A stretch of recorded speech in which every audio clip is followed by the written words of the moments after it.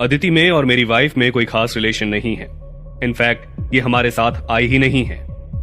राजीव अदिति के इरादे को अच्छे से समझता था, इसलिए उसने अदिति के साथ होने से साफ साफ इनकार कर दिया। श्रुति ने भी राजीव के हाँ में हाँ मिलाते हुए कहा, मिस्टर राजीव बिल्कुल ठीक कह रहे हैं, बल्कि आपके आने से पहले ये लड़की मिस्टर और मिसेस राजीव को सबके सामने ट्रोल कर रही थी। आप इन्हें यहाँ से जाने को क्यों नहीं कहती हैं?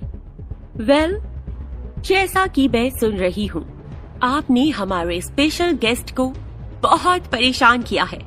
मैं नहीं चाहती कि आप दोनों यहाँ एक मिनट भी और रुकें। So please leave. आकृति सिंह से ऐसी बातें सुनकर अदिति का मुंह उतर गया। पीयूष ने सोचा कि अब वहाँ रुकना बिल्कुल ठीक नहीं होगा, इसलिए वो अदिति का हाथ पकड़कर वहाँ से जाने लगा। अरे पीयूष, इतनी जल्दबाजी में कहाँ चल दिए? कहीं तुम कुछ भूल तो नहीं रहे? जी नहीं, मैं कुछ नहीं भूल रहा। Well, I'm getting late. मेरे पास तुम्हारे जितना बेकार वक्त नहीं है। इतनी आसानी से नहीं जा सकते तुम। अभी तो तुम्हें प्रिया का बिल पेमेंट भी करना है और अदिति को सबके सामने प्रिया के पैर भी पकड़ने हैं। राजीव की बात सुनकर पीयूष और अदिति बेहद इरिटेट होने लगे। कम ऑन राजीव, कहने की बात कुछ और होती है, लेकिन तुमने ये सोच भी कैसे लिया कि मैं कभी भी प्रिया के पैर पकड़ूंगी? हाँ, इम्पॉसिबल। तुम दोनों को कुछ कहने की जरूरत नहीं है। तुम्हारी हरकतें ही तुम्हारे कैरेक्टर को जस्टिफाई करती हैं। सचमुच तुम दोनों की जुबान की कोई वैल्यू ही नहीं है। राजीव सर बिल्कुल ठीक कह रहे हैं। अभी कुछ देर पहले तुम दोनों ने बड़ी बड़ी बातें की थी और अब अपनी ही जुबान से मुकर रहे हो। श्रुति को यूं उन दोनों पर कमेंट करता देख पीयूष बौखला उठा। तुम होती कौन हो हमारे बीच में बोलने वाली? It's none of your business, so just stay out of it. बस भी करो पीयूष। अगर तुम अपनी हरकत से बाज नहीं आए तो मैं तुम्हारी इस हरकत की पूरी रिकॉर्डिंग इंटरनेट पर वायरल कर दूंगा। क्या तुम एक बार फिर से इंटरनेट सेंसेशन बनना चाहते हो? बताओ। इतनी बदनामी के बाद पीयूष अब एक और बदनामी नहीं लेना चाहता था। ठीक है, प्रिया की इस ड्रेस की कीमत बताओ। I'll pay for it. Priya madam के लिए मैं अपनी लिमिटेड एडिशन वाली ड्रेस देना चाहूंगी। It just costs 4 million rupees. उस खूबसूरत काली ड्रेस की कीमत सुनकर अदिति के कान खड़े हो गए। What? अरे उस ड्रेस में ऐसा है ही क्या जो कि उसकी इतनी बड़ी कीमत लगाई जा रही है? अदिति, वो एक कम्प्लीटली हैंडमेड ड्रेस है। उसकी डबल साइडेड एम्ब्रॉयडरी दुनिया में सबसे मुश्किल से पाई जाने वाले सिल्क से बनी है। इस ड्रेस की delicate design and added flowers खुद देखकर ही समझ में आ रहे हैं कि इसे बनाने में कितनी सावधानी और मेहनत लगी होगी। इसकी बनावट के हिसाब से ये बिल्कुल सही कीमत पर दी जा रही है। प्रिया के मुंह से उस ड्रेस की डिटेलिंग सुनकर आकृति सिंह हैरान थी। प्रिया मैडम, आपकी कपड़ों की नॉलेज देखकर मैं वाकई इम्प्रेस्ड हूँ। बहुत कम लोगों को इतनी जानकारी होती है। प्रिया की बातें अदिति को और ज्यादा परेशान करने लगी। हाँ, सब बकवास है। इस ड्रेस को देखकर ही पता लग रहा है कि ये मशीन मेड है। 2 दिन के अंदर ना ऐसे कपड़े तैयार होकर फुटपाथ पर बिकते हैं। आकृति सिंह के साथ उसकी 2 असिस्टेंट भी आई थी। अदिति को इस तरह बातें करता देख उनसे रहा नहीं गया। लगता है आपको कपड़ों की बेसिक नॉलेज भी नहीं है।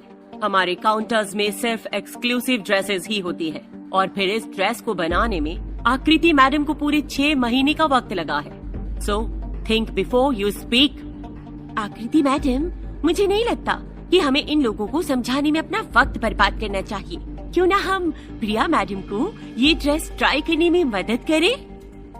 Oh yes, I am sure ये ड्रेस प्रिया मैडम पर बहुत जचेगी। प्रिया मैडम, आप चाहें तो इस ड्रेस को एक बार पहनकर देख सकती हैं। Otherwise you can straight away पे द बिल्स। बिल का नाम सुनकर पीयूष के कलेजे को बड़ा झटका लगा। अगर ये बात उसके पिता को मालूम पड़ गई तो वो पीयूष को मार मार कर सुझा देने वाले थे। राजीव बस वहाँ खड़ा मुस्कुरा रहा था। फिर आकृति सिंह ने खुद प्रिया को अपने साथ ले जाकर वो ड्रेस ट्राई करवाया। अदिति मन ही मन जलकर राख हो रही थी। ओफो, अगर प्रिया की बजाय ये ड्रेस मुझे मिलती तो मैं बेहद खूबसूरत लगती। और वैसे भी मेरी फिगर प्रिया से बहुत ज्यादा अच्छी है। वो तो एक बच्चे की माँ भी है। कुछ ही देर में प्रिया उस ब्लैक ड्रेस को पहनकर बाहर आई। प्रिया को अपने सामने देखते ही वहाँ खड़े हर एक इंसान का मुंह खुला का खुला रह गया।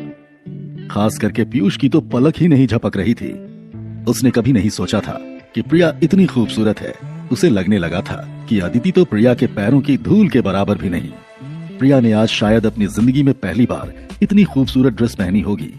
वो ड्रेस ऊपर से टाइट और नीचे से फ्लफी थी। उसमें प्रिया के कॉलर बोन उभर कर नजर आ रहे थे, जो उसकी खूबसूरती में चार चांद लगा रहे थे। उस ड्रेस में छोटे छोटे डायमंड्स भी लगे थे। इस वजह से वो कपड़ा बेहद शाइनी था। प्रिया उस ड्रेस में ऐसे चमक रही थी मानो चांद जमीन पर उतर आया हो। राजीव ने ऊपर से नीचे तक प्रिया को देखा और अपनी सांसें थाम ली। प्रिया के पूरे अपीयरेंस में सिर्फ फुटवेयर की कमी थी। राजीव जल्दी से सामने वाले स्टोर से प्रिया के लिए बेहद खूबसूरत शाइनी सिल्वर हाई हील्स लेकर आया। राजीव के हाथ में प्रिया के लिए सैंडल देख अदिति का दिल बैठ गया। उसे लगा कि कहीं राजीव प्रिया को वो सैंडल पहनाने के लिए न कह दे। राजीव अदिति के एक्सप्रेशन समझ गया था। उसने हंसते हुए अदिति से कहा, डोंट वरी अदिति, मैं तुम्हें ऐसा करने को नहीं कहूंगा। तुम इस लायक ही नहीं हो कि मेरी खूबसूरत बीवी के पैर को हाथ भी लगा पाओ। I will do the honour. Rajeev Priya के पास गया और अपने घुटनों पर बैठकर उसे सैंडल पहनाने लगा। प्रिया के कोमल और खूबसूरत पैरों को छूते वक्त उसका मन मचल उठा। राजीव के लाए हुए हाई हील्स प्रिया के लिए परफेक्ट फिट थी। अब प्रिया में कोई कमी नहीं लग रही थी। प्रिया मैडम, आप इस ड्रेस में बखूबी जच रही हैं। बड़ी बड़ी सुपर मॉडल्स भी आपकी खूबसूरती के सामने फीकी है। Mister Rajiv, I must say you are very lucky. Aakriti Singh के मुंह से अपनी तारीफ सुनकर प्रिया ब्लश करने लगी। एक्चुअली ये मेरी लिमिटेड एडिशन ड्रेस है। मैं चाहूंगी कि आप मेरी ब्रांड की स्पोक्स पर्सन बने। वैसे तो मैंने सोचा था कि मैं किसी फेमस मॉडल को अप्रोच करूंगी, लेकिन आपको इस ड्रेस में देखने के बाद मेरा ख्याल बदल चुका है। आकृति सिंह की ये बात सुनने के बाद अदिति के ऊपर मानो आसमान टूट पड़ा हो। वो फुसफुसाने से खुद को रोक नहीं पाई। क्या किस्मत है इस प्रिया की। बड़ी बड़ी सेलिब्रिटीज जिस ब्रांड का स्पोक्स पर्सन बनने को तरस रहे हैं, उसके लिए इसे अप्रोच किया जा रहा है। ये तो इन सब के लायक भी नहीं है। प्रिया खुद को इस तरह लाइमलाइट में नहीं लाना चाहती थी और राजीव इस बात को अच्छे से समझता था। Thank you so much for the proposal, लेकिन फिलहाल मैं सिर्फ इस ड्रेस के साथ ही खुश हूँ। राजीव ने पीयूष की ओर देखा और इशारे से उसे पेमेंट करने को कहा। पीयूष ने अपने दिल पर पत्थर रखकर अपना कार्ड सेल्स पर्सन के हाथ में दे दिया। उस कार्ड को स्वाइप करने के बाद सेल्स पर्सन ने कहा, आई एम सॉरी सर, लेकिन इस कार्ड में उतने पैसे नहीं हैं। ये क्या कह रहे हो तुम? ऐसा हो ही नहीं सकता। राजीव ने पीयूष का मजाक उड़ाते हुए कहा, जब तुम्हारे पास पैसे ही नहीं होते तो अपने साथ लड़की को शॉपिंग करवाने क्यों लाए? तुम्हें तो अपने घर पर बैठना चाहिए। पीयूष की इस तरह इंसल्ट होते देख अदिति बीच बचाव करने को आगे बढ़ी। अरे पीयूष, मुझे लग रहा है कि तुमने अपना गलत कार्ड दे दिया है। जरा वो दूसरे वाला कार्ड निकालो तो। पीयूष ने अपना क्रेडिट कार्ड निकाला और सेल्स पर्सन को दिया। Sorry sir, but your payment is denied. तुम कहीं पागल तो नहीं हो? मैंने तुम्हें अपना क्रेडिट कार्ड दिया है। वो दरअसल आपका क्रेडिट कार्ड फ्रीज हो चुका है, इससे पेमेंट नहीं कर सकते। But how is this possible? ये सब कुछ देख आकृति सिंह को लग रहा था कि पीयूष जानबूझकर पेमेंट नहीं करना चाहता। जब जेब में पैसे होते ही नहीं है, तो फिर इतनी महंगी एग्जीबिशन में आते ही क्यों हो? निकल जाओ यहाँ से। किसने कहा मेरे पास पैसे नहीं हैं? Let me figure it out. Piyush ने अपना फोन निकाला और अपने पापा को फोन किया। डैड, क्या आपको पता है मेरा क्रेडिट कार्ड फ्रीज कर दिया गया है? बेटा, तुम्हारा क्रेडिट कार्ड मैंने ही बंद करवाया है। But dad, why? तुमने मेरे पैसों पर बहुत अय्याशी कर ली। कुछ दिन चुपचाप घर बैठो। मेरे पास तुम्हारे लिए फालतू खर्च करने के लिए पैसे नहीं है। पीयूष के पिता ने इतना कहकर फोन काट दिया। पीयूष के पास अब पैसे भी नहीं थे। इतनी भीड़ में खड़ा वो काफी इंसल्टेड फील कर रहा था। अदिति को लग रहा था कि अब तो पीयूष के पास पैसे भी नहीं हैं। क्या ऐसे में उसके साथ रहना अब ठीक होगा? पीयूष और अदिति लटके हुए चेहरे लेकर चुपचाप वहीं खड़े रह गए।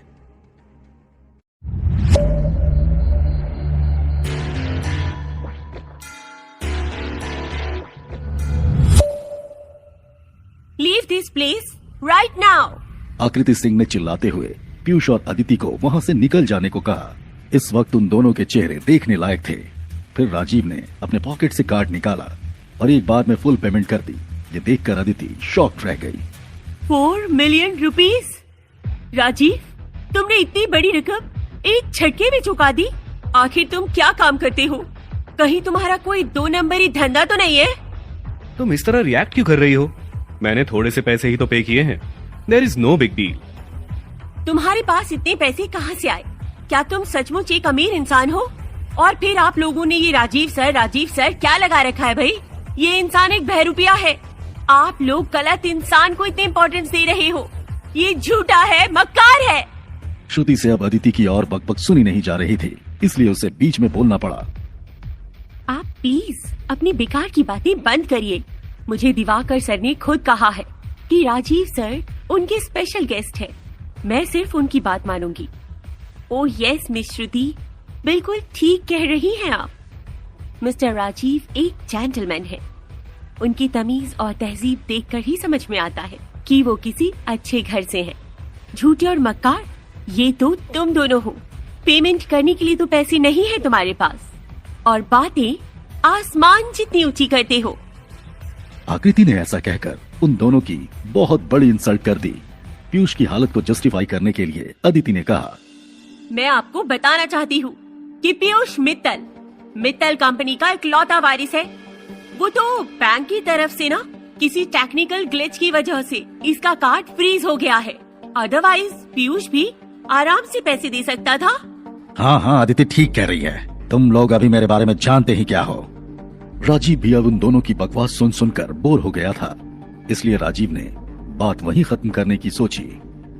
देखो, अब रीजन चाहे जो हो, लेकिन बात तो यही है कि तुम ड्रेस के पैसे नहीं दे पाए और ना अदिति ने प्रिया के पैर पकड़ने का वादा पूरा किया। मुझ पर इल्जाम लगाना बंद करो राजीव। तुमने ही तो मुझे अपनी बीवी के पैर नहीं छूने दिए हैं। वो इसलिए क्योंकि मैं नहीं चाहता कि तुम्हारे गंदे हाथ मेरी वाइफ के पैरों को छुएं। अदिति और पीयूष के पास राजीव के आर्गुमेंट्स का कोई जवाब नहीं था। इन लोगों से तो बात करना ही बेकार है। पीयूष, अब हम यहाँ एक पल भी और नहीं रुकेंगे। Come on, let's go. जैसे ही अदिति और पीयूष वहाँ से जाने लगे, बाहर खड़े किसी इंसान ने उन्हें पहचान लिया। वो अपना मोबाइल निकालकर उस वायरल कपल की फोटो खींचने लगा। पीयूष और अदिति किसी तरह अपना मुंह छुपाकर वहाँ से भाग निकले। ये सब देख राजीव को बहुत हंसी आई। उन दोनों के वहाँ से चले जाने के बाद आकृति सिंह ने एक बार फिर से प्रिया से बात करनी चाहिए। वेल प्रिया जी, मैं तो चाहती हूँ कि आप स्पोक्स पर्सन वाली बात को रिकंसीडर करें। You know it's a great opportunity and it will be pleasure for me. वैसे तो हम मॉडल्स को 2 करोड़ की एंडोर्समेंट फीस देते हैं, लेकिन आप चाहें तो हम इस पर डिस्कस कर सकते हैं। 2 करोड़ सुनकर प्रिया का मुंह खुला का खुला रह गया। मगर मैंने कभी ऐसा कुछ किया नहीं है। कोई बात नहीं, आप चाहें तो फिर भी कोशिश कर सकती हैं। आपका टेम्परामेंट किसी बड़ी सेलिब्रिटी से कम नहीं है बाय द वे, और फिर आपके सॉफ्ट फीचर्स आपके लिए एडवांटेजेस साबित हो सकते हैं। ये मेरा बिजनेस कार्ड है। अगर आपको मेरी बात सही लगे तो मुझे प्लीज कांटेक्ट करिएगा। आकृति सिंह ने अपना कार्ड प्रिया के हाथों में दे दिया। प्रिया ने वो कार्ड लिया और मुस्कुराते हुए राजीव के साथ जाने लगी। श्रुति खुद उन दोनों को बाहर तक छोड़ने आई थी। आप दोनों से मिलकर बहुत अच्छा लगा। Have a pleasant time. Shruti उन दोनों को बहुत रिस्पेक्टफुली सी ऑफ कर रही थी और पीयूष और अदिति वहीं किनारे छुपकर ये सब देख रहे थे। क्या किस्मत है इन दोनों की। आखिर ये राजीव ऐसा क्या करता है जो हर जगह इसकी इज्जत हो रही है। मुझे पता लगाना ही पड़ेगा। देखो, राजीव के बारे में तुम बाद में पता लगाना। पहले ये पता लगाओ कि तुम्हारी कार्ड से पेमेंट क्यों नहीं हो रही है। तुम मुझसे पूछ रही हो? ये सब तुम्हारी वजह से हुआ है। सिर्फ तुम्हारी वजह से डैड ने मेरे कार्ड्स फ्रीज करवा दिए हैं। बेहतर यही होगा कि अब हम मिलना जुलना कम करें। कैसी बातें कर रही हो तुम पीयूष? क्या तुम ब्रेकअप कर रहे हो? पीयूष ने कभी अदिति के साथ रिश्ता खत्म करने का नहीं सोचा था, लेकिन उसके साथ रहना काफी महंगा पड़ रहा था। ऑलराइट, अब अगर तुम कुछ दिनों में शहर में होने वाले ऑक्शन को लेकर मुझसे बात करोगी तो मैं पहले ही बता देता हूँ कि मेरे पास अभी कोई पैसे नहीं है। कुछ समय के लिए तुम मुझसे ऐसी बात मत करना। अदिति को समझाकर पीयूष वहाँ से चला गया। अदिति बस गुस्से से उसे जाता हुआ देखती रही। जिस चैरिटी ऑक्शन के बारे में पीयूष बात कर रहा था वो हर साल शहर में होने वाला एक बड़ा इवेंट था। इस इवेंट में जो भी सबसे ज्यादा बोली लगाता उसे चैरिटी एसोसिएशन का प्रेसिडेंट बना दिया जाता था। प्रेसिडेंट बनने वाले इंसान को कुछ फायदे भी मिलते थे, इसलिए हर साल शहर में बहुत लोग इस इवेंट के लिए तैयारी करते थे और वर्मा खानदान भी उनमें से एक था। अदिति वहां से सीधे अपने घर चली गई। भानु प्रताप वर्मा के मन में इस चैरिटी ऑक्शन की ही बातें चल रही थी। इस बार के इवेंट में सबसे महंगा आइटम डायमंड होने वाला था। पता नहीं इस बार डायमंड किसके हाथ लगने वाला है। आखिर डायमंड की कीमत 8 करोड़ है। अगर मैं ये कर पाया तो मैं प्रेसिडेंट बन जाऊंगा। कोई फायदा नहीं है दादाजी। मैंने तो सुना है कि चैरिटी एसोसिएशन के वीआईपी मेंबर ही हाईएस्ट बिड के लिए क्वालिफाई कर पाएंगे और फिर हम तो सिर्फ नॉर्मल मेंबर्स हैं। भानु प्रताप जानते थे कि अदिति बिल्कुल ठीक कह रही है। नॉर्मल मेंबर्स के लिए हाईएस्ट बिड क्वालिफाई करना पॉसिबल नहीं था। ये सोचकर भानु प्रताप उदास हो गए। अदिति, तुम मित्तल कंपनी में बात करके देखो। अगर वो हमारी मदद करें तो हमें वीआईपी क्वालिफिकेशन मिल सकता है। ये आप कैसी बातें कर रहे हैं दादाजी? चलिए एक बार के लिए माना कि हम पूरा जोर लगाकर वीआईपी क्वालिफिकेशन ले भी लें, तो क्या हमारे पास 8 करोड़ रुपए हैं देने के लिए? अदिति की बातें सुनकर भानु प्रताप बहुत निराश हो गए। तुम लोग हमारी कंपनी के होने वाले मालिक हो। मुझे तुम्हारे से ऐसी उम्मीद नहीं थी। अब बस भी कीजिए दादाजी। चलिए, अगर आप इतना कह ही रहे हैं ना, तो मैं किसी दिन आपके लिए मित्तल कंपनी में बात जरूर कर लूंगी।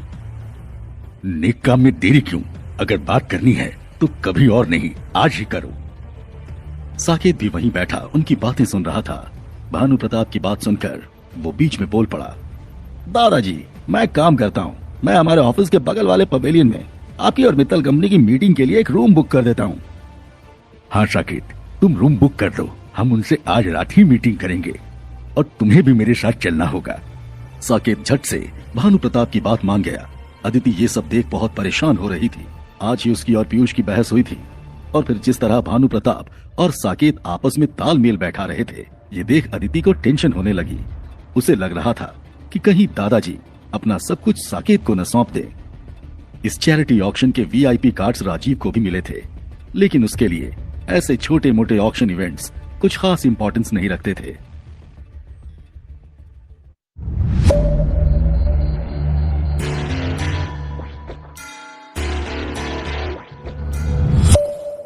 मिस्टर राजीव, अगर आपको किसी भी चीज की जरूरत पड़े तो मुझे प्लीज बताइएगा। मैं ऑक्शन इवेंट में ही रहूंगी। दिवाकर जिंदल की असिस्टेंट श्रुति ने राजीव को वीआईपी कार्ड देते हुए कहा। राजीव ने उस कार्ड को अपने हाथ में लेकर बड़े ध्यान से देखा। उस कार्ड में बेहद छोटे वर्ड्स में एक नोट लिखा था। इतने छोटे वर्ड्स में यहाँ क्या लिखा गया है?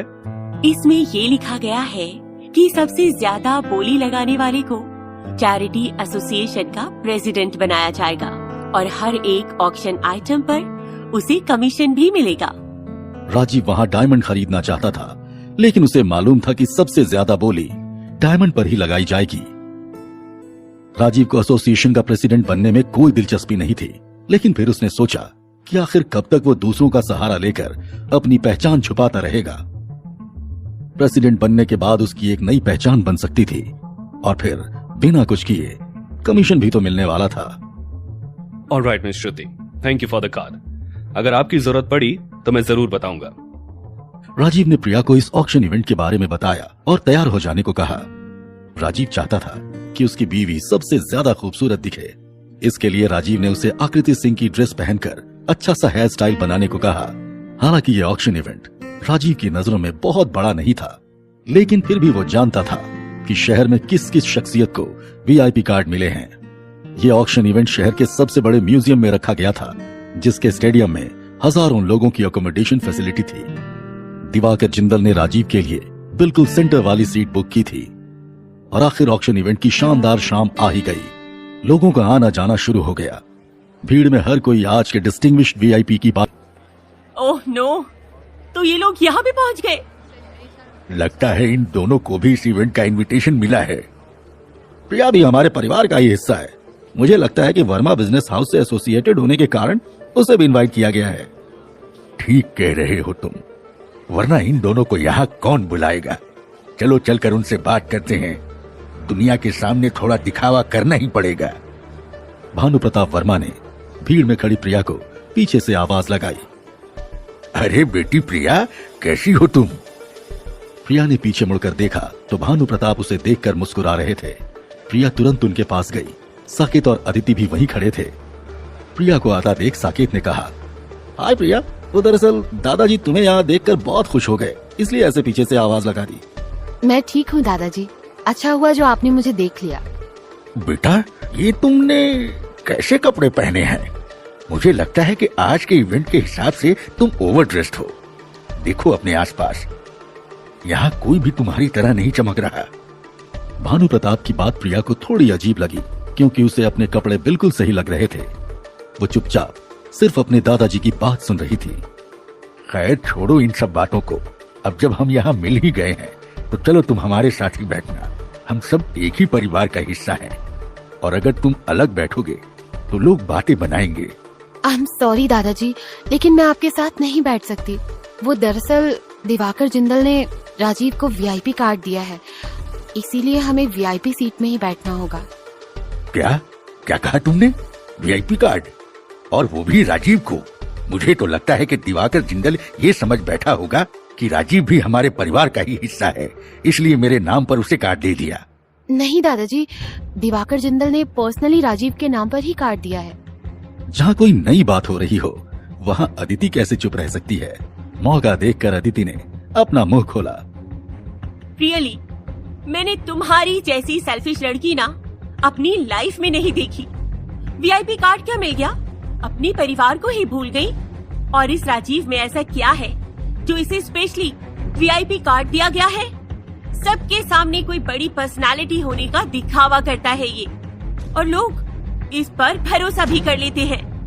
भानु प्रताप गुस्से से राजीव की ओर देख रहे थे और बाकी लोग चुपचाप अदिति की बकवास सुन रहे थे। उस दिन मॉल में दिवाकर जिंदल की असिस्टेंट इस राजीव से ऐसी बातें कर रही थी मानो ये कहीं का महाराज हो। आखिर कोई इस जैसे नल्ले को इतनी इज्जत कैसे दे सकता है भला? मुझे तो लगता है इसके पास जो वीआईपी कार्ड है ना, वो भी नकली है। दादाजी, हमें इन लोगों के साथ अंदर नहीं जाना चाहिए। कहीं इसका नकली कार्ड पकड़ा गया तो वो लोग हमें भी धोखेबाज समझेंगे। अदिति, अगर तुम्हें ऐसा ही लगता है कि मैं नकली कार्ड लेकर आया हूँ तो मेरे सामने खड़ी ही क्यों हो? यहाँ से चली क्यों नहीं जाती? हाँ, चली जाऊंगी। यहाँ हम लोगों की ना एक अलग आइडेंटिटी है। तुम्हारा क्या? सारा दिन अपनी बीवी का पल्लू पकड़कर उसके पीछे पीछे घूमते रहते हो। सच कहूँ प्रिया, तुम्हारा पति कुछ काम नहीं करता। अगर इसके पास काम होता तो दिन भर तुम्हारे साथ नहीं घूमता रहता। अदिति की इस बात पर प्रिया के पास कोई जवाब नहीं था, लेकिन राजीव जवाब देना जानता था। किसने कहा कि मैं कुछ काम नहीं करता? मेरी भी एक कंपनी है और फिर मेरे पापा का भी बिजनेस है। मैं प्रिया के साथ ज्यादा समय रहता हूँ क्योंकि वो मेरी प्रायोरिटी है। इस तरह मेन गेट पर खड़े होकर बहस करना ठीक नहीं है। अदिति, साकेत, चलो हम यहाँ से चलते हैं। वो तीनों पहले अंदर जाने लगे। भानु प्रताप ने गेट पर खड़े सिक्योरिटी गार्ड को अपना मेंबर कार्ड दिखाया और अंदर गए। थोड़ा चलने के बाद भानु प्रताप के कदम रुक गए। वो पीछे मुड़कर राजीव और प्रिया को देखने लगे। अदिति को थोड़ा अजीब लगा। अरे क्या हुआ दादाजी, आप रुक क्यों गए? और फिर आप मुड़ मुड़कर उनको क्यों देख रहे हैं? इन लोगों के पास वीआईपी कार्ड तो हो ही नहीं सकता। मुझे डर है कि कहीं ये दोनों मेरा नाम इस्तेमाल करके अंदर आने की कोशिश ना करें, इसलिए मैं अभी यहाँ से नहीं जा सकता। बिल्कुल सही सोच रहे हैं आप। पता लगा कि इन दोनों ने हमारे लिए कोई नई बड़ी मुसीबत खड़ी कर दी। It's better to check them out. Rajeev और प्रिया रेड कारपेट पर किसी सेलिब्रिटी कपल की तरह चलकर आ रहे थे। हर किसी की नजर उन दोनों पर ही थी। राजीव सिक्योरिटी गार्ड के पास पहुंचा और अपना कार्ड निकालकर उसे देने लगा। अदिति के चेहरे पर एक कनिंग स्माइल थी। वो बस उस लम्हे का इंतजार कर रही थी जब सिक्योरिटी गार्ड राजीव के झूठे वीआईपी कार्ड को फाड़ कर फेंक दे और धक्के मारते हुए उन दोनों को सबके सामने वहां से निकाले।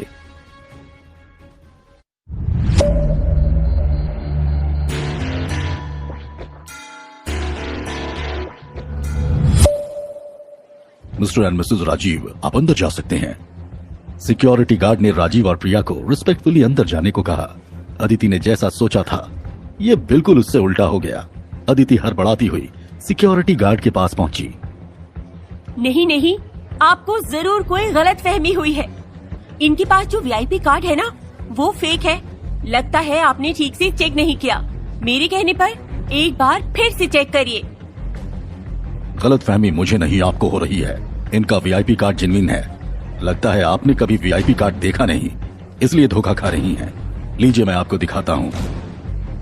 सिक्योरिटी गार्ड ने राजीव का वीआईपी कार्ड अदिति को दिखाया। तुम ऐसा कैसे कह सकते हो हाँ कि मैंने कभी वीआईपी कार्ड नहीं देखा? ऑफ कोर्स मैंने कई बार देखा है। मैं कह रही हूँ ना, तुम एक बार ठीक से चेक करो। अदिति सिक्योरिटी गार्ड से बात कर ही रही थी कि साकेत ने भी आकर बोलना शुरू कर दिया। राजीव की अपनी कोई पहचान नहीं है। वो तो बस हमारे परिवार का दामाद है। हो ना हो ये वीआईपी कार्ड वर्मा परिवार के लिए ही आया होगा। उन दोनों की बात सुनकर अब सिक्योरिटी गार्ड इरिटेट होने लगा था। किसने कहा कि ये कार्ड आपके परिवार के लिए आया है? इसमें मिस्टर राजीव की पहचान और उनकी कंपनी का नाम भी लिखा है। और फिर ये कार्ड हमारे मौजूदा प्रेसिडेंट मिस्टर दिवाकर जिंदल ने भेजा है। इसके गलत होने की कोई गुंजाइश ही नहीं है। अदिति और साकेत फिर भी ढीठ की तरह वहीं खड़े रहे। देखिए, आप दोनों मुझे परेशान मत कीजिए, नहीं तो आप यहाँ से बाहर निकल सकते हैं। राजीव को उन दोनों पर हंसी आ रही थी। उनको इग्नोर करते हुए राजीव ने प्रिया का हाथ पकड़ा और अंदर जाने लगा। तुम दोनों यहाँ खड़े खड़े समय क्यों बर्बाद कर रहे हो? देखो वो दोनों अंदर जा रहे हैं। जल्दी चलो, हमें भी चलना चाहिए। वो तीनों राजीव और प्रिया का पीछा करते करते वीआईपी गेट तक पहुंच गए। राजीव और प्रिया के पास कार्ड था, इसलिए उनको इज्जत के साथ अंदर ले जाया गया, लेकिन उन तीनों को दरवाजे पर ही रोक दिया गया। अरे अरे, आप तीनों बगैर वीआईपी कार्ड के अंदर कहाँ चले जा रहे हैं? वो जो अभी अभी अंदर गए हैं ना, राजीव और प्रिया, वो दोनों हमारे परिवार से ही हैं। हम सब एक साथ आए हैं, इसलिए हमें भी अंदर जाना है। माफ करिएगा, मगर उनके कार्ड में सिर्फ 2 लोगों की ही परमिशन है, इसलिए आप अपनी जगह पर जाकर बैठ जाइए। वहाँ बहुत सारे लोग खड़े थे। उनके सामने इस तरह जवाब मिलने पर भानु प्रताप को शर्मिंदगी होने लगी। वो तीनों चुपचाप अपनी सीट पर जा ही रहे थे कि तभी उनकी नजर पीयूष पर पड़ी। देखो अदिति, वो पीयूष जी है ना? अदिति ने पीयूष को वहां देखा तो हैरान रह गई। वो जल्दी से साकेत और अपने दादाजी को छोड़ पीयूष के पास चली गई। पीयूष, तुमने तो कहा था कि तुम हमारे परिवार के लिए भी एक वीआईपी कार्ड अरेंज करवा दोगे, फिर क्या हुआ? हाँ, धीरे बोलो अदिति। अगर तुम्हें वीआईपी ट्रीटमेंट चाहिए तो चुपचाप मेरे पीछे पीछे आ जाओ। पीयूष की बात सुनकर अदिति ने बिना कुछ कहे चुपचाप उसके पीछे चलना ही सही समझा। पीयूष एक अमीर नौजवान लड़के के सामने जाकर खड़ा हुआ। उन दोनों ने एक दूसरे को देखते हुए हंसते हुए हाथ मिलाया। उस लड़के ने अदिति को ऊपर से नीचे तक चेकआउट किया और पीयूष से कहने लगा, hey Piyush, is she your girlfriend? I must say she is very pretty. Piyush ने सर झुकाकर हंसते हुए उस लड़के से अदिति को मिलवाया। आपने बिल्कुल सही समझा। This pretty lady is my girlfriend Aditi. इनसे मिलो, ये ओबेरॉय लिमिटेड के इकलौते वारिस विकी ओबेरॉय। अदिति ने हंसकर विकी ओबेरॉय को ग्रीट किया, लेकिन विकी का ध्यान कहीं और ही था। वो अदिति को पूरी तरह इग्नोर करके दूसरी तरफ जाने लगा। इससे अदिति एम्बैरेस्ड फील करने लगी। एम्बैरेसमेंट तो अदिति को बीती रात भी हुई थी, जब उसके दादाजी पीयूष के पिता से मिलने गए थे। भानु प्रताप ने अशोक मित्तल से वीआईपी कार्ड के लिए बहुत रिक्वेस्ट किया, लेकिन उन्होंने कोई जवाब नहीं दिया। इस पर अदिति को भानु प्रताप ने डांट भी लगाई थी। लेकिन अदिति को यहाँ आकर मालूम चला कि दरअसल पीयूष की फैमिली को भी वीआईपी कार्ड नहीं मिला था। वो तो इस विकी ओबेरॉय की मेहरबानी से पीयूष वीआईपी गेट से अंदर जा पाया।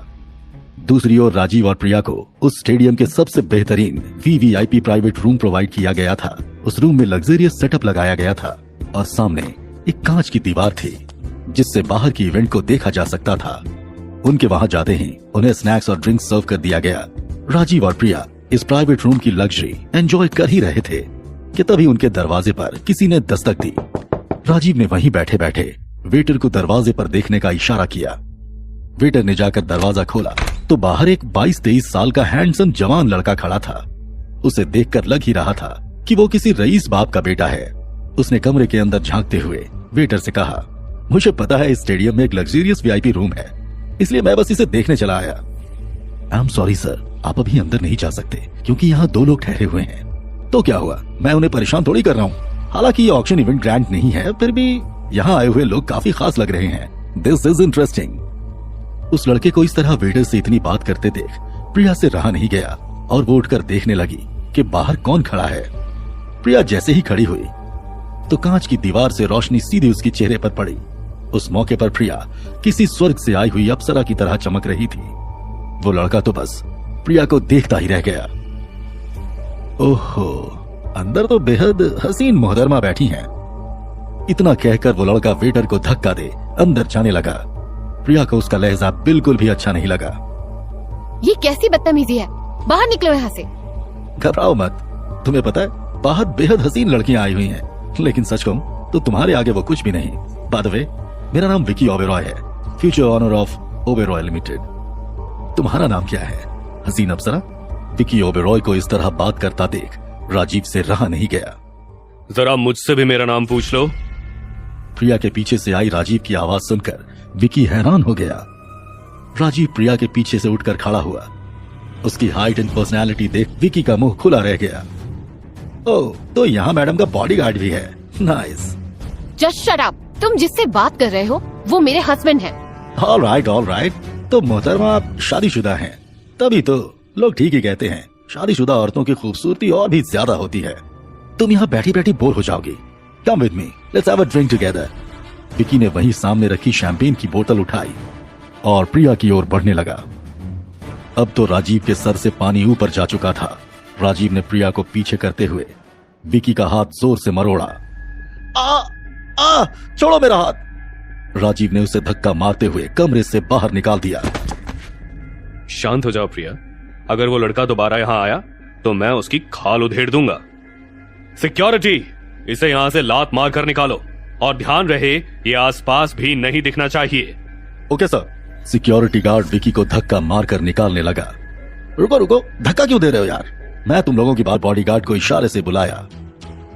वीआईपी रूम पर अपनी नजर रखना, जैसे ही वो लोग बाहर निकले मुझे तुरंत बताना।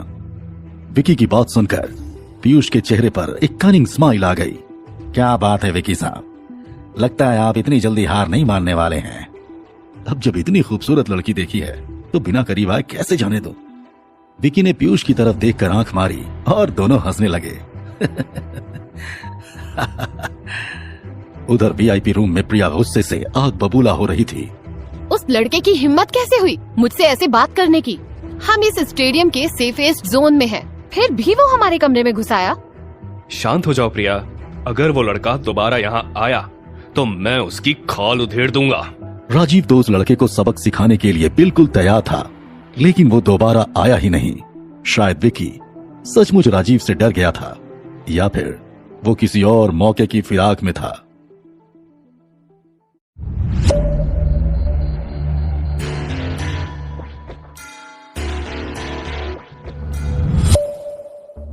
अब ऑक्शन इवेंट शुरू हो चुका था। राजीव वहां हर एक आइटम को देख रहा था। उनमें से ज्यादातर आइटम्स पेंटिंग्स, एंटिक्स और कैलीग्राफी थे। राजीव अपने बिजनेस एसोसिएट्स को भी देख रहा था जो फ्रंट रो में बैठे थे। इसी दौरान राजीव और प्रिया की नजर वहां रखे डायमंड पर गई। राजीव, जरा एक बार इस डायमंड को तो देखो। वाह, दिस इज सो ब्यूटीफुल। ये काफी महंगा भी होगा ना? अगर तुम्हें ये डायमंड अच्छा लगा तो मैं इसे तुम्हारे लिए खरीद लूंगा। नहीं राजीव, मुझे ये नहीं चाहिए। तुम देखो ना, इस डायमंड की मिनिमम प्राइस ही 80 मिलियन है। बोली लगाते वक्त तो लोग इसे 100 मिलियन से भी ज्यादा तक ले जाएंगे। बेहतर होगा कि हम कुछ और देखें। प्रिया अब चाहे जो कहे, राजीव ने तो अपना मन बना लिया था कि वो प्रिया के लिए ये डायमंड जरूर लेगा। प्रिया ने वहां मौजूद बाकी आइटम्स को भी देखा, लेकिन उसे कुछ भी खरीदने लायक नहीं लगा, इसलिए वो आराम से बैठ गई। प्रिया इससे पहले भी कई बार अपने दादाजी के साथ ऑक्शन इवेंट्स में गई थी, लेकिन आज से पहले प्रिया को कभी भी वीआईपी ट्रीटमेंट नहीं मिला था। राजीव तो बस टकटकी लगाए डायमंड ऑक्शन का वेट कर रहा था। करीब 1 घंटा इंतजार करने के बाद आखिर डायमंड ऑक्शन का समय आ गया। प्रिया को अब जाकर मालूम पड़ा कि सिर्फ वीआईपी मेंबर्स ही डायमंड के लिए बिड कर सकते हैं। उस स्टेडियम में बहुत सारे वीआईपी मेंबर्स थे, लेकिन जैसे ही ऑक्शन में राजीव ने पहली बोली लगाई तो उसे देखकर आधे से ज्यादा बिजनेस एसोसिएट्स शांत बैठ गए। उनमें से कोई भी राजीव के लिए रुकावट नहीं बनना चाहता था, लेकिन विकी ओबेरॉय अभी राजीव की हकीकत से वाकिफ नहीं था। उसमें बहुत बचपना था। विकी ने बेधड़क होकर राजीव से भी ज्यादा बड़ी बोली लगा डाली। राजीव ने 80 मिलियन की बोली लगाई तो विकी ने 90 मिलियन की बोली लगा डाली। राजीव भी कहां रुकने वाला था। उसने बिना हिचकिचाए 100 मिलियन की बोली लगा डाली।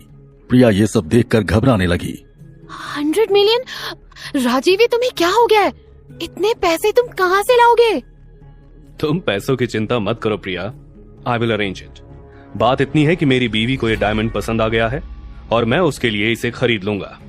बस भी करो राजीव, ये डायमंड इतना भी खास नहीं है कि इसके लिए 100 मिलियन लगाए जाए।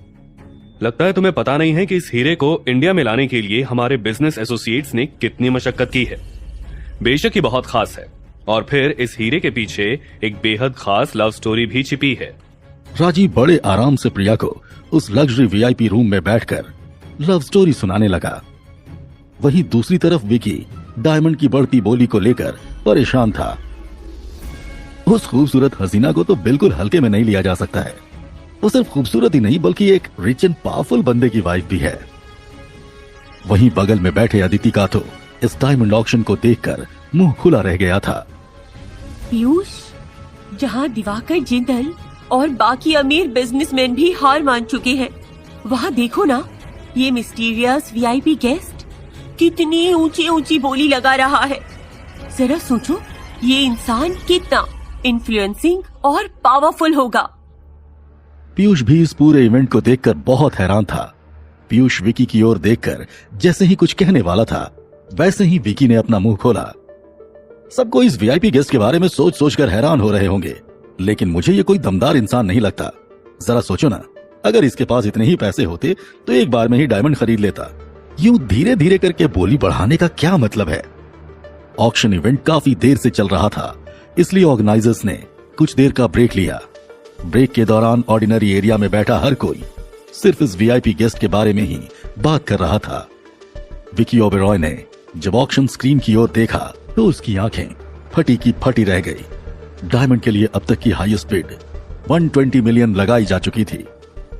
ओबेरॉय लिमिटेड भले ही बहुत बड़ी कंपनी हो, लेकिन 120 मिलियन विकी के बजट से बाहर था। माना कि वो प्रिया की खूबसूरती के पीछे दीवाना हो गया था, लेकिन सिर्फ अपने शौक के लिए वो इतने पैसे नहीं लगा सकता था। इतने पैसे में तो न जाने वो कितनी ही हसीनाओं को हासिल कर सकता था।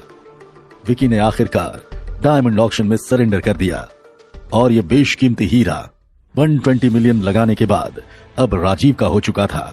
स्टेडियम स्टेज में खड़ा होस्ट डायमंड ऑक्शन के बाद बेहद एक्साइटेड हो गया। Ladies and gentlemen, it is my honor to announce the highest diamond bidder and our new president, Mr. RM. पूरा स्टेडियम तालियों की गड़गड़ाहट से गूंज उठा। दिवाकर जिंदल ने जानबूझकर राजीव मेहरा का नाम मिस्टर RM लिखवाया था ताकि उसकी रियल आइडेंटिटी रिवील न हो सके। अनाउंसमेंट सुनते ही प्रिया राजीव के साथ जाने को खड़ी हुई, लेकिन राजीव ने उसे रोक दिया। प्रिया, तुम कुछ देर यहीं रुको, मैं आता हूँ। प्रिया राजीव की बात मान गई और राजीव वहां से चला गया।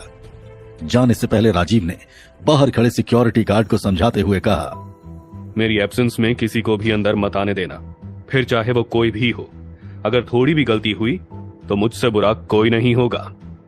डोंट वरी सर, मैं पूरा ख्याल रखूंगा। राजीव के वहां से जाते ही विकी के बॉडीगार्ड ने जाकर विकी ओबेरॉय को इसकी जानकारी दे दी। सर, वो आदमी जा चुका है, मैडम अब कमरे में अकेली हैं। बॉडीगार्ड की बात सुनते ही विकी का चेहरा खिल उठा। बिना समय बर्बाद किए वो कमरे की ओर जाने लगा। राजीव बड़े आराम से सीढ़ियों के रास्ते स्टेडियम स्टेज तक जाने लगा। रास्ते में जो भी राजीव को मिलता वो उसे कांग्रेचुलेशन करते हुए गिफ्ट्स एंड फ्लावर्स देता। जैसे ही राजीव स्टेडियम स्टेज तक पहुंचा तो उसे देख भानु प्रताप के चेहरे का रंग उड़ गया। मुझे तो अपनी आंखों पर विश्वास ही नहीं हो रहा है। क्या सचमुच राजीव इतना अमीर है? आसपास खड़े लोग भी हैरानी से भानु प्रताप की ओर देखने लगे। तो ये है आज का खास वीआईपी गेस्ट। ये तो अरबों खरबों रुपयों का मालिक होगा। मिस्टर वर्मा, ये तो आपका दामाद है ना? ऑर्डिनरी एरिया में खड़े हर एक इंसान की नजर अचानक भानु प्रताप पर टिक गई। भानु प्रताप खुद हैरानी से ये सब कुछ देख रहे थे। विकी ओबेरॉय अब उस कमरे के बेहद नजदीक था। वो सचमुच प्रिया की खूबसूरती के पीछे अंधा हो चुका था। दूसरी तरफ वीआईपी एरिया में खड़ी अदिति राजीव को देख उछलने लगी। पीयूष, देखा तुमने? इसका मतलब वो सचमुच राजीव ही था। इसने अब तक अपनी असलियत हम सब से छुपा रखी थी। उस दिन सिटी पैलेस में वो जो धूमधाम से शादी करने वाला मिस्टीरियस मैन था ना, वो भी राजीव ही था। हमने तो राजीव और प्रिया को बहुत हल्के में ले लिया। अदिति जल्दी करो और मेरे साथ नीचे चलो। अब हमें कैसे भी करके राजीव और प्रिया की खुशामदी करनी ही होगी।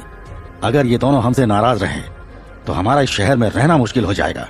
वहीं भानु प्रताप अब बेहद खुश हो गए थे। लोगों को इस तरह अपने इर्द गिर्द बातें करता देख वो फूले नहीं समा रहे थे। मिस्टर भानु प्रताप, मुझे नहीं पता था कि वर्मा खानदान का दामाद इतना बड़ा इंसान है। मिस्टर वर्मा, आप तो हमारे बहुत पुराने दोस्त हैं। मैं उम्मीद करता हूं कि आप इस दोस्ती को हमेशा बरकरार रखेंगे। फ्यूचर में मैं आपकी कंपनी के साथ जुड़कर बड़े बड़े प्रोजेक्ट्स करना चाहता हूं। जरूर जरूर। वर्मा खानदान की ताकत तो आपने देख ही ली है। हम साथ मिलकर नए मुकाम हासिल करेंगे।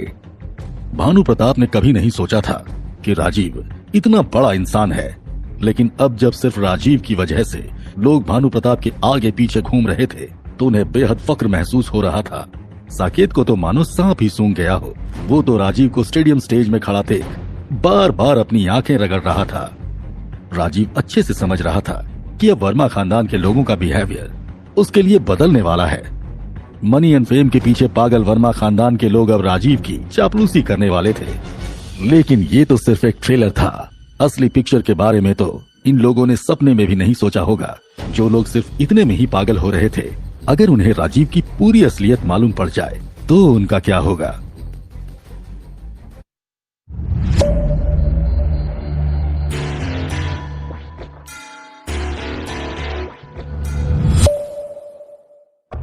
भानु प्रताप, सच कहूं तो आज से पहले मैंने आपके दामाद का नाम कभी नहीं सुना। इतना बड़ा इंसान होने के बाद भी इस तरह गुमनामी में रहने का क्या कारण है। भानु प्रताप की जुबान मानो लड़खड़ाने लगी जब पास ही खड़े एक इंसान ने उनसे ये सवाल कर डाला। ऐसी बात नहीं है। दरअसल मैं ही अपने दामाद को समझाया करता था कि इंसान चाहे कितना भी बड़ा क्यों ना हो, उसे हमेशा जमीन से जुड़े रहना चाहिए। कोई बात नहीं वर्मा साहब, अब तो आपको हर कोई जानने ही लगा है। क्यों ना हम आज शाम को डिनर पर मिलें। अब जब आपके घर से ही कोई प्रेसिडेंट बन चुका है तो हमें आगे के प्रोजेक्ट्स के लिए मिलजुल कर काम करना चाहिए। जी जरूर।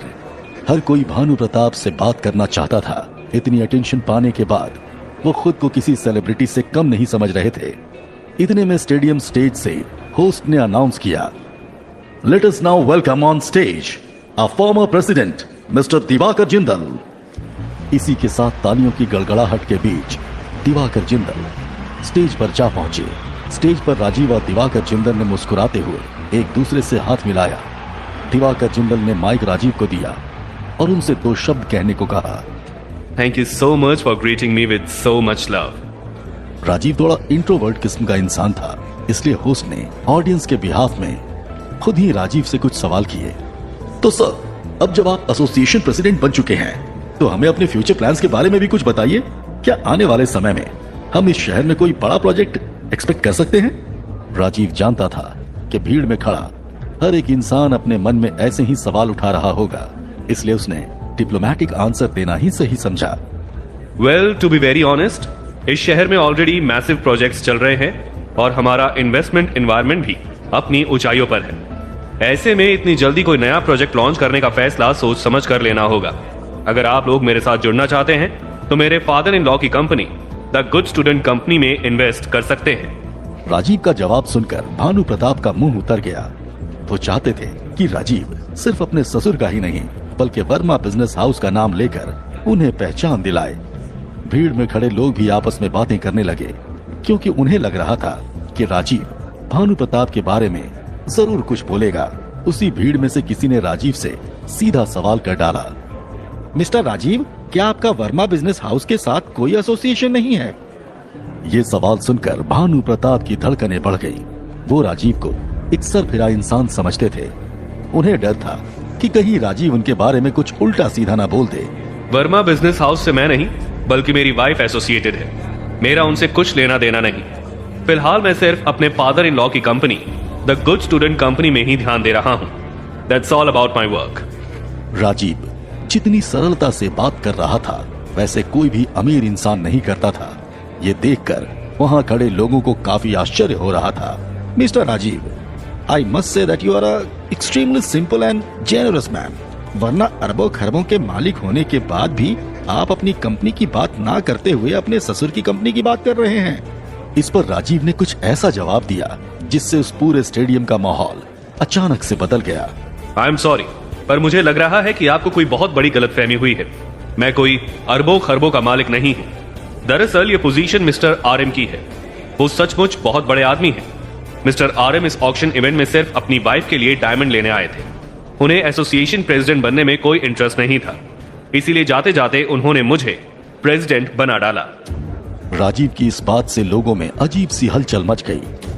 भानु प्रताप का चेहरा गुस्से से लाल हो गया और साकेत को राहत की सांस मिली। देखा दादाजी, मैं तो पहले ही कह रहा था कि राजीव कोई खास इंसान नहीं है। जो लोग अभी कुछ देर पहले तक राजीव को वीआईपी गेस्ट मानकर भानु प्रताप के सामने नए नए ऑफर्स ला रहे थे, वही लोग अचानक भानु प्रताप से दूरी लेने लगे। उन लोगों के बीच राजीव को लेकर अब अलग तरीके की बात होने लगी थी। अनबिलीवेबल, मिस्टर आरएम यहाँ सिर्फ हीरे के लिए आए थे और अपनी इतनी प्रेस्टिजियस पोस्ट यूं ही इस मामूली लड़के को दे दी। काफी किस्मत वाला है ये। भानु प्रताप गुस्से से दांत पीस रहे थे। उन्होंने तो बड़े बड़े ख्वाब देख लिए थे कि राजीव के प्रेसिडेंट बनने के बाद वो उससे अपने सारे काम निकलवाएंगे, लेकिन यहाँ तो भानु प्रताप के सपने पर पानी फिर गया था। राजीव ने ऑडियंस को एड्रेस करते हुए माइक में कहा, मिस्टर आरएम चाहते थे कि चैरिटी एसोसिएशन की प्रोसीडिंग बिल्कुल वैसे ही चलनी चाहिए जैसी अब तक चलती आई है, और इस बात का हमेशा खास ख्याल रखा जाएगा। Once again thank you so much. Rajiv ने अब माइक अपने पास खड़े दिवाकर जिंदल के हाथों में दे दिया। अब जब दिवाकर जिंदल सबके सामने राजीव को सपोर्ट कर रहे थे तो ऑडियंस में खड़े लोगों में से किसी की कुछ कहने की हिम्मत नहीं थी, लेकिन उन लोगों में एक ऐसा शख्स मौजूद था जिसे राजीव का इस तरह प्रेसिडेंट बनना हरगिज मंजूर नहीं था। उस शख्स ने बिना सोचे समझे सबके सामने चिल्लाते हुए कहा, जब राजीव इस इवेंट का हाईएस्ट बिडर है ही नहीं तो फिर इसे प्रेसिडेंट कैसे बनाया जा सकता है। ये आवाज सुनकर हर कोई पीछे पलट कर देखने लगा। सबके सामने यूं अपनी भड़ास निकालने वाला ये शख्स और कोई नहीं बल्कि गुस्से में लाल पीला हो रहा पीयूष ही था। पीयूष के इस तरह सबके सामने ऑब्जेक्शन करने से दिवाकर जिंदल का ईगो हर्ट हो गया और वो कड़क आवाज में पीयूष से कहने लगे, लगता है मित्तल कंपनी अब इस शहर में काम नहीं करना चाहती। Am I right mister Piyush Mittal? Mister RM ने ही मुझे खुद फोन करके कहा है कि वो मिस्टर राजीव को ही प्रेसिडेंट बना देखना चाहते हैं। अगर आप लोग मिस्टर आरएम के गुड बुक्स में रहकर फ्यूचर में प्रॉफिट कमाना चाहते हैं तो मिस्टर राजीव के साथ कोऑपरेट करिए। दिवाकर जिंदल का जवाब सुनकर पीयूष की बोलती बंद हो गई। अदिति भी मन ही मन सोच रही थी कि उसने राजीव को अमीर समझने की बेवकूफी कैसे कर दी। भीड़ में खड़े लोगों और खास करके वर्मा खानदान के बदलते एक्सप्रेशंस को देख राजीव को मन ही मन बहुत हंसी आ रही थी।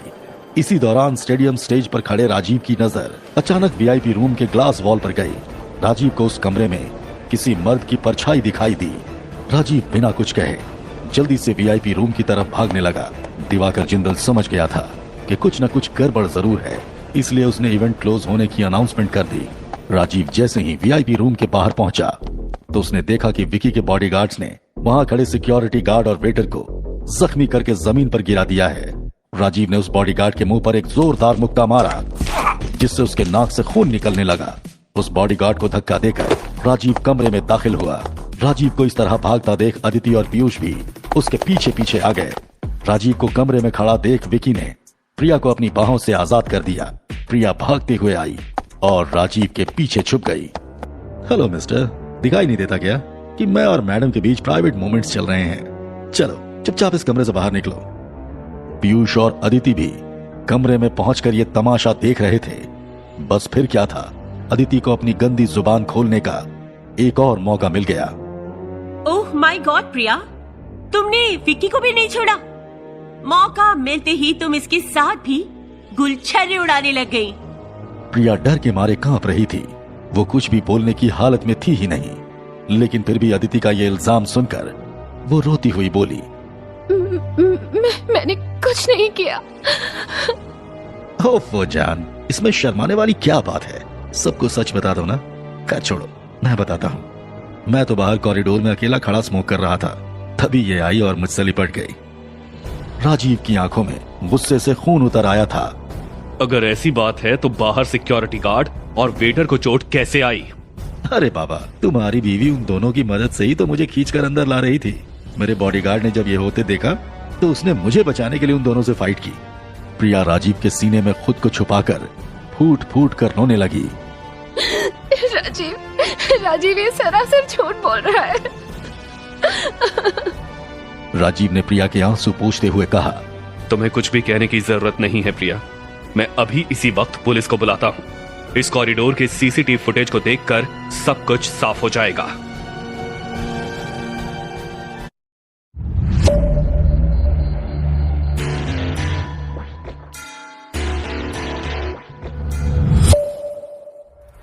चिल ब्रो, हम सब रेप्यूटेड फैमिलीज से बिलोंग करते हैं। पुलिस को यहाँ बुलाने से हम सब की बदनामी हो सकती है, और खास करके तुम्हारी बीवी की। विकी गलत था और इसलिए वो कभी नहीं चाहता था कि राजीव पुलिस को बुलाए। सच्चाई तो अदिति और पीयूष भी जानते थे, लेकिन फिर भी अदिति प्रिया को टोंट मारने का मौका नहीं गंवाना चाहती थी। सच कहूँ तो मैंने तुम दोनों के जैसा ना कोई दूसरा कपल आज तक नहीं देखा। पति तो एक नंबर का स्कैमर है और पत्नी हर किसी दूसरे मर्द की माशूका। क्या कमाल की जोड़ी है तुम दोनों की। प्रिया, बात बढ़ाने से कोई फायदा नहीं है। गलती तो तुमने ही की है ना, इसलिए विक्की से माफी मांग लो और चुपचाप चलो यहाँ से। अदिति की बातों पर प्रिया को भरोसा नहीं हो रहा था। आखिर एक लड़की होकर वो प्रिया से ऐसा कैसे कह सकती थी। अदिति, भूलो मत कि हम दोनों एक ही घर की लड़कियां हैं। बहन होने के नाते ना सही तो कम से कम एक इंसान होने के नाते तो तुम इसका सपोर्ट मत करो। परिवार और इंसानियत, इन पर तुम मुझे लेक्चर ना दो ना तो ही अच्छा होगा। मैं हमेशा सही का साथ देती हूँ। अब राजीव के सर से पानी ऊपर जा चुका था। उसने अपना हाथ बढ़ाया और अदिति के बाल पकड़कर उसे खींचा। जब अदिति राजीव के थोड़े नजदीक आ गई तो राजीव ने उसकी ड्रेस के हाथ वाले हिस्से को फाड़ दिया और उसे विकी की ओर धक्का दे दिया। अदिति लड़खड़ाती हुई विकी की बाहों में जा गिरी। विकी ने उसे संभालने के लिए अपनी बाहों में भर लिया। इस वारदात पर अदिति चिल्लाती हुई बोली, What the hell, Rajiv? Have you lost it? Bodyguards, अभी के अभी पुलिस को फोन करो। इस हरामजादे ने मुझे हाथ लगाने की जरूरत कैसे की? ये तुम कैसी बातें कर रही हो अदिति? मैंने तो तुम्हें हाथ भी नहीं लगाया। नाटक मत करो राजीव। यहाँ खड़े हर किसी ने तुम्हें मेरे साथ ऐसा करते हुए देखा है। किसने देखा? किसी ने भी तो नहीं। राजीव ने पीछे मुड़कर सिक्योरिटी गार्ड एंड वेटर को आंख मारी। मैडम, आप झूठ बोल रही हैं। यहाँ ऐसा कुछ भी नहीं हुआ। वीआईपी रूम में कोई सीसीटीवी कैमरा भी नहीं था। अदिति की तरफ से बोलने वाले 2 लोग थे, राजीव की तरफ से बोलने वाले 3 लोग। ऐसे में राजीव का पलड़ा भारी था। इतने में प्रिया ने जल्दी से अपना फोन उठाया और विकी की बाहों में खड़ी अदिति की फोटो खींच ली। तुम इस लड़के की बाहों में पड़ी हो। इसने तुम्हारे कंधों पर हाथ रखा हुआ है। मेरी तरफ से गवाही देने वाले लोग भी तैयार हैं। अब बुलाओ पुलिस को, फिर देखते हैं कि कौन किसके साथ अय्याशी कर रहा है। राजीव और प्रिया को ऐसा करता देख पीयूष और अदिति के हाथ पैर ठंडे हो गए। विकी तो प्रिया को मासूम समझ रहा था। उसे नहीं पता था कि इस मासूमियत के पीछे एक शेरनी भी है। मानना पड़ेगा, तुम में इतनी हिम्मत तो है। खैर, तुमसे कभी और मुलाकात होगी। फिलहाल मैं चलता हूँ। विकी उस कमरे से निकल ही रहा था कि तभी राजीव ने उसका रास्ता रोक लिया। बाहर जाने से पहले मेरी बीवी से माफी मांगो। माफी? और वो भी मैं? जानते भी हो मैं कौन हूँ। शहर में निकलकर किसी से भी विकी ओबेरॉय के बारे में पूछना, तुम्हें जवाब मिल जाएगा। लगता है तुम्हारे अंदर पैसों की बहुत गर्मी है। कल सुबह स्टॉक मार्केट गिरने वाला है। आई विल मेक श्योर कि तुम्हारे खानदान को कम से कम 3 बिलियन का नुकसान हो। तुमने आज जो गलती की है उसकी भरपाई तुम कल करोगे। बात तो ऐसे कर रहे हो जैसे स्टॉक मार्केट तुम्हारे बाप का हो। इडियट। विकी घमंड के साथ वहां से चला गया। अदिति और पीयूष भी उसके पीछे पीछे चल पड़े। प्रिया राजीव के सामने खड़ी डर से कांप रही थी। राजीव ने उसे शांत करते हुए कहा, डोंट वरी प्रिया, तुम्हारे साथ बदतमीजी करने वाले को इसकी कीमत चुकानी ही पड़ेगी। राजीव प्रिया को शांत कराकर वहां से बाहर आने लगा। तभी राजीव को पता चला कि चैरिटी एसोसिएशन प्रेसिडेंट बनने पर उसे 50 मिलियन का ऑक्शन कमीशन दिया गया है। ये बात सुन राजीव और प्रिया खुश हो जाते हैं। दिवाकर जिंदल आगे जाकर राजीव के हाथों में वो बेशकीमती डायमंड सौंपते हैं। राजीव दिवाकर जिंदल से उस सिक्योरिटी गार्ड एंड वेटर को भी इनाम देने को कहता है। दिवाकर जिंदल बिना सवाल किए राजीव की बात मान लेता है। राजीव के इस काइंड जेस्चर को देख सिक्योरिटी गार्ड आगे आता है और राजीव से कहने लगता है, माफ कीजिएगा सर, मैं अपनी ड्यूटी अच्छे से नहीं निभा पाया। कोई बात नहीं, कम से कम आपने पूरी कोशिश की थी। वैसे आपको देखकर लगता है कि आप हमारे देश की आर्मी का हिस्सा रह चुके हैं। जी सर, मैं गढ़वाल राइफल्स में एक सैनिक रह चुका हूँ। रिटायर होने के बाद अब यहाँ काम कर रहा हूँ। इतना सुनकर राजीव ने उस सिक्योरिटी गार्ड की पीठ थपथपाई। उस गेटकीपर को ऐसा लग रहा था कि उसने राजीव को पहले भी कहीं देखा है। उसने अपने दिमाग पर बहुत जोर भी डाला, लेकिन उसे याद नहीं आ रहा था। उसका मन कह रहा था कि हो ना हो कि आदमी इंडियन आर्मी में बहुत बड़े ओहदे का ऑफिसर है। राजीव जैसे ही प्रिया के साथ उस स्टेडियम से बाहर निकला तो भाग